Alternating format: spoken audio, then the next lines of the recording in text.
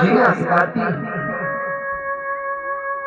किस प्रकार से हमें रहना है, कैसे जीना है और कैसे किसके साथ व्यवहार करना है। ये है भगवान की कथा। हम स्वयं विचार कर लें कि भगवान की कथा हम सुन लेंगे और माता पिता का अपमान कर देंगे तो कभी उसका उद्धार नहीं है। लोग कहते हैं कभी प्यासे को पानी पिलाया नहीं तो बाद अमृत पिलाने से क्या फायदा, और कभी गिरते हुए को उठाया नहीं तो बाद आंसू बहाने से क्या फायदा। माता पिता की सेवा न की तो फिर माला घुमाए से क्या फायदा, गंगा नहाए से क्या फायदा। अगर माता पिता की सेवा की है तो गंगा नहाओ या ना नहाओ, तुम नहाए से हो। पूजा करो या ना करो, भगवान तुम्हारे साथ है, क्योंकि जिनके पास माता पिता का आशीर्वाद है उसका कभी अपमान नहीं होता है, अनादर नहीं होता है, उसका सदैव उत्थान होता है। आज सौनिक ऋषियों ने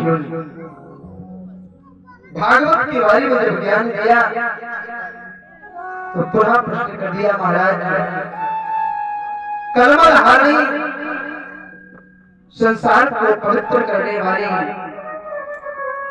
यह श्रीमद् भागवत महापुराण की पावन कथा जिसने भी सुनी उसका उद्धार हुआ है।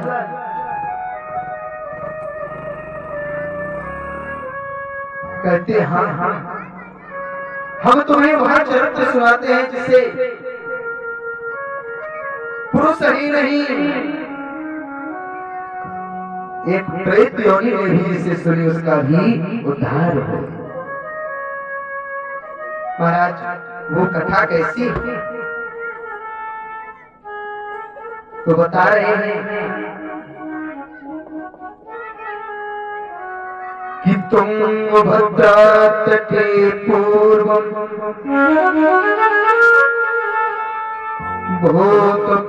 भूतपर्हतम् उत्तमम्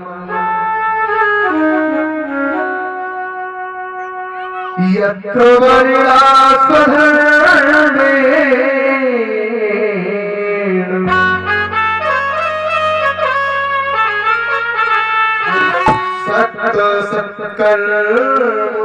सत्कर्मोत्तरपरा।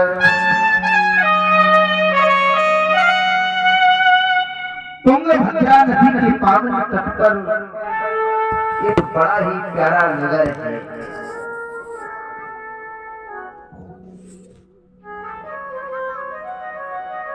तुंगभद्रा नदी के पावन तट पर एक बहुत ही सुंदर ग्राम बसा हुआ है, इसका नाम क्या है? अनुपम। परीक्षित जी महाराज ज्यादा नहीं सुनना है कथा में, कुछ याद नहीं रखना है। कथा हर वर्ष होती है, हम भी जानते हैं और कथा सब लोग जानते हैं। कथा हर वर्ष होती भगवान की और कई कथा सुनी, तो हमें ये जानना है तुंगभद्रा नदी के पावन तट पर एक ग्राम है, उसका नाम क्या है? अनुपम नगर। अनुपम कहते किसे हैं? नहीं जानते? कोई बात नहीं। अच्छा तो तुंगभद्रा जानते हो? कभी गए हो तुंगभद्रा? हाथ उठाओ, कितने लोग जानते हैं तुंगभद्रा नदी को? नहीं जानते। कथा में महाराज जी ने, अगर महाराज जी बोल रहे हैं कि तुंगभद्रा नदी के तट पर अनुपम नगर है तो या तो कहीं तो महाराज तुंगभद्रा नदी है कहाँ? कौश नगर के ही आसपास है, नहीं बह के गई है।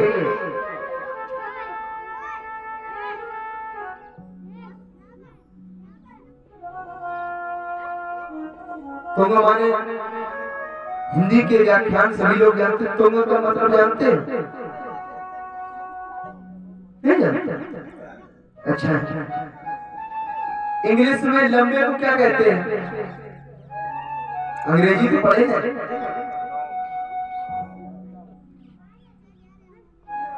तुंग माने होता है लंबी और भद्रा माने सुंदर। भद्र माने क्या है? सुंदर। तो अंदाज लगाओ, तुंग भद्रा, तो तुंग भद्रा कौन है? भैया गंगा का ही स्वरूप है। नदियां तो 7 ही हैं। कितनी नदियां हैं? गंगा च यमुना चैव गोदावरी सरस्वती नर्मदे सिंधु कावेरी जलेस्मिन् सन्निधिं कुरु। 7 नदियां हैं पवित्र, और लेकिन तुंगभद्रा कौन है? तुंगभद्रा तटे यस्मिन्, तो भैया गंगा का ही पावन तट। ग्राम का नाम क्या है? अनुपम। दूसरा भाव, ना कोई ग्राम है ना कोई नदी है, हमारा शरीर, शरीर में ही तुंगभद्रा नदी है, शरीर में ही आत्मा ने आत्मा। ये शरीर है, यही एक अनुपम नगर है। अनुपम माने अनोखा। हम वहां गए थे, अनुपम दृश्य देखा। अनुपम का मतलब क्या है? अनोखा। एक एक शब्द को आगे विचार करने का था। तो संसार में सब जानते हैं धुंधकारी ऐसा था वैसा था, उसे आखिरी में उद्धार हो गया, मारा गया। महाराज, हमारा जो शरीर है, शरीर क्या है? एक अनुपम नगर है।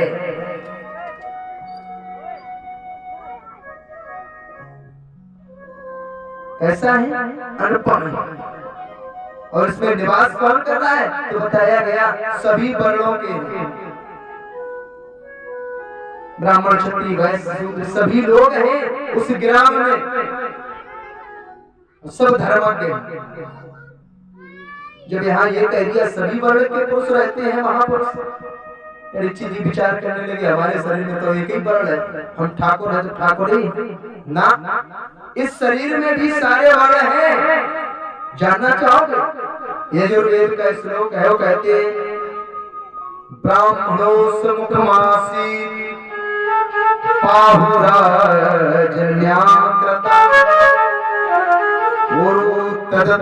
यद्यस्य पदभ्याम सूत्रो। जो ब्राह्मण है तो वो मुख है, क्षत्रिय है बाहु है, वैश्य उर्व है और पैर सूत्र। 4 वर्ण और 4 ही वर्ण, ब्राह्मण क्षत्रिय वैश्य और शूद्र। और यहाँ तो आने के बाद फिर बनाई गई न तुम फलाने हो तो तुम। इसमें निवास किसका है? तो बताया एक पंडित जी हैं, आत्मदेव नाम के पंडित जी, तुंगभद्रा नदी के पावन तट पर अनुपम नगर बसा हुआ है। वहां के ब्राह्मण जी हैं जिनका नाम है आत्मदेव। किसके शरीर में आत्मदेव का वास नहीं है? हाथ उठाओ। संसार में यहाँ कोई है जिसके शरीर में आत्मदेव जी महाराज ना उपस्थित हो? देखो, जहाँ आत्मा नहीं होगी तो वहां तुम हो ही नहीं सकते। बिना आत्मा के शरीर मिथ्या है, नाशवान है।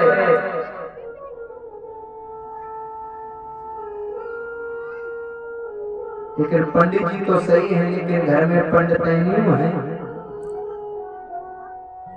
पंडितैनी को नाम का है, जानते हो पंडित क्या नाम है? पंडितैनी आत्मदेव जी पंडित जी हैं, और घर में जो पंडितैनी है उनका नाम क्या है? उनका नाम बड़ा अटपटा, धुंधली। क्या नाम है? धुंधली। यथा नामा तथा गुण, जैसा नाम वैसे ही गुण। धुंधली के काम क्या है भैया? धुंधली के कार्य क्या है? तो बताया गया सुबह 10 बजे उठना। सबसे पहले कितने बजे उठे? 10 बजे। उठने के बाद सबसे पहले चारपाई से पैर बाद में पंडित जी हमारा नाश्ता तैयार है। पंडित जी लेके पहुंच गए। बासी को बासी कैसे वहां खाई। पहले पेट पूजा के बाद कान पूजा। महाराज ये धुंधली की कर्म है। खाने के बाद इधर गई उधर गई। 4 घर जब तक नहीं घूमेगी तब तक उसके खाना पचने वाला नहीं। वहां की सुनकर वहां सुनाई, वहां लड़ाई करना, वहां झगड़ा करना, दिन भर पंडित जी से चाय चाय चाय। मतलब पंडित जी को जीना हराम है। वो मैया धुंधली।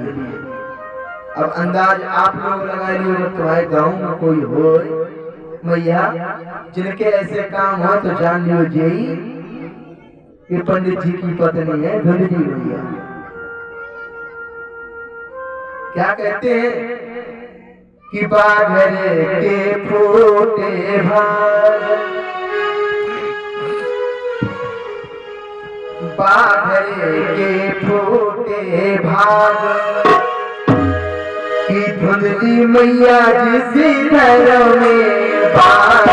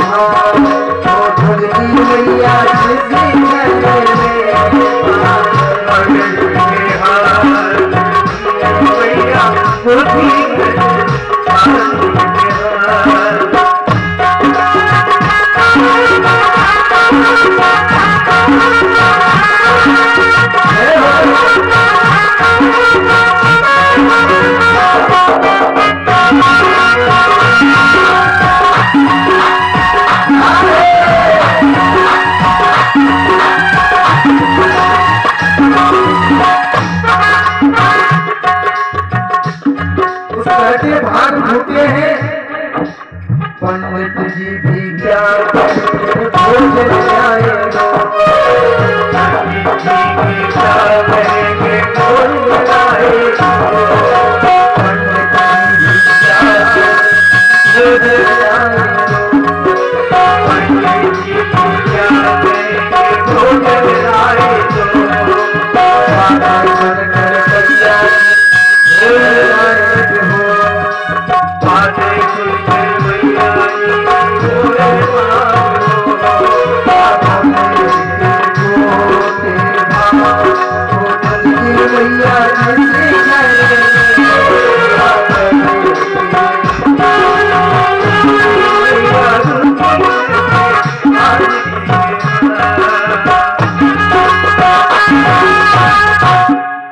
जिस घर में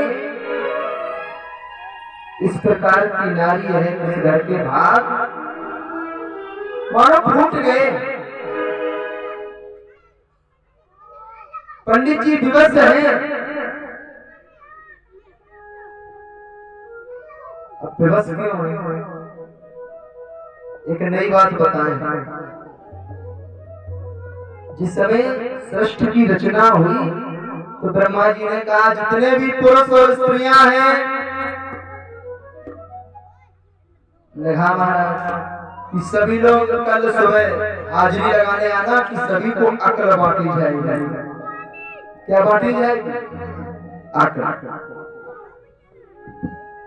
तो भैया पुरुष हैं जो वो उठे, उन्होंने कुछ नहीं किया, जलपान किया, पहुंच गए बहुत जल्द। ब्रह्मा जी ने देखा कि यहाँ तो सभी पुरुष वाले ही आए हैं, स्त्रियां नहीं आई। पुरुष कहने लगे कि हम नहीं बता सकते क्यों नहीं आई, आप बांटना प्रारंभ करो। तो जितनी अकल थी सब पुरुषों में बट गई। देवियां पीछे क्यों रही? क्योंकि कहीं जाना हो तो अपने 1 घंटा चाहिए सजने में। हैं? तब वो सजावट करके जब तक पहुंची तो ब्रह्मा जी ने कहा कि अब तुम बहुत विलंब से आई हो, समय तो समाप्त हो गया, हमने कुछ नहीं, हमें अकल चाहिए। ब्रह्मा जी बोले कहां से लाए? जो स्टॉक था वो समाप्त हो गया, अब कुछ नहीं मिलने वाला है, भाग जाओ। अब तो वो रोने लगी, पैरों को पकड़ लिया। ब्रह्मा जी बोले तुम चक्कर मत या जनते तुम थोड़ी बहुत बचाए लेते, हमारे पास तो कुछ नहीं रहा।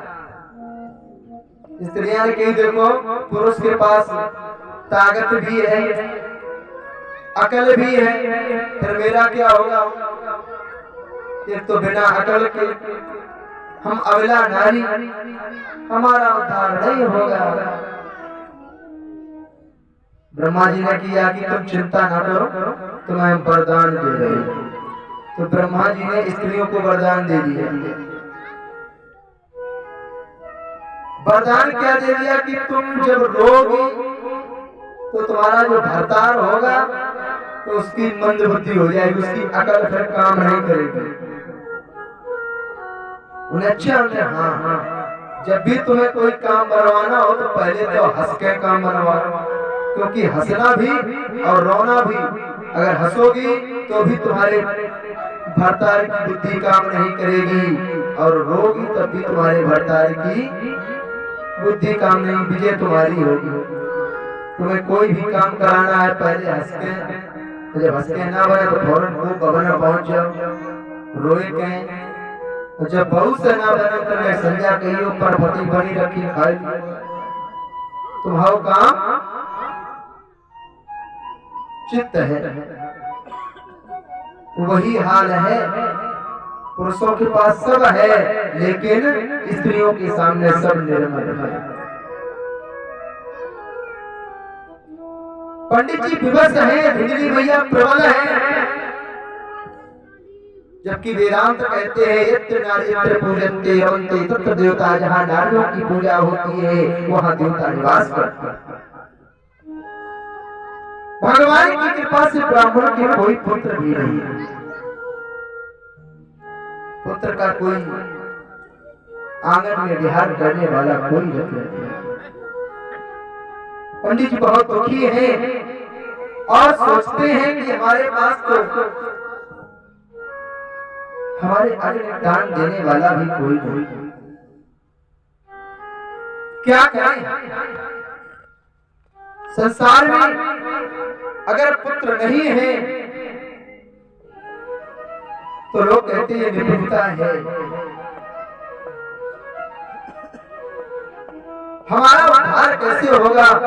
पिता अपने पिता के ऋण से तभी उग्र होता है जब अपने अंश से भगवान जन्म दे दे, किसी पुत्र को जन्म दे। आज आत्मदेव पंडित जी विचार करते हमारे पास कोई पुत्र नहीं, हम क्या करें? वन में जाकर एक सरोवर के तीर खड़े हो गए, विचार कर रहे मैं क्या करूं? हमें तो मरना भी स्वीकार है, घर में जाते हैं तो हमारी देवी हमें चैन से रहने नहीं देती, बाहर आता हूं तो यहाँ समाज हमें जीने नहीं देती, तो मैं क्या करूं? मुझे मरना चाहिए। विचार कर रहे थे तब तक एक संत महात्मा आए। उन्होंने कहा पंडित जी इतने दुखी क्यों? दुख का कारण क्या है? कहने लगे हमारे पास सब कुछ है, मैं धर्मज्ञ हूं, वेद वेदांत पढ़ता हूं, लेकिन फिर भी हमें कोई पुत्र की प्राप्ति। संत ने ज्ञान दिया कि राजा सगर के 60,000 पुत्र हुए। राजा सगर को कितने पुत्र हुए? 60,000, लेकिन उन्हें पुत्र का शोक, पुत्रों का सुख मिला, पुत्रों का शोक ही नहीं सका। 60,000 पुत्र समाप्त हो कपिल मुनि के श्राप से। क्या है पुत्र? जाओ इस तन को भगवान के चरणों में अर्पित कर दो। पुत्र मोह में ना फंसो, ना पछताओगे। विचार ही नहीं आ रहा। पंडित जी बोले नहीं, हमें पुत्र चाहिए। जिसमें ब्रह्मांड की रेखा को देखा तो उसमें 7 जन्म तक कोई पुत्र नहीं पंडित जी के।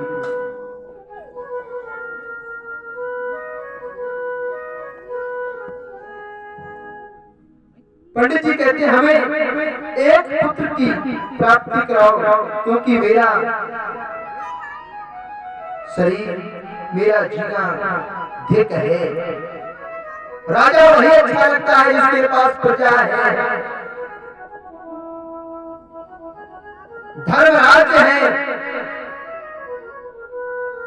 जो राजा की राज्य में प्रजा दुखी हो जाए वह राजा नरक का गामी कहलाता है। तुलसी बाबा ने अपने लेखनी में क्या कहा है कि जासुरा जो प्रजा तुखारी सोना को आवाज़ नरक का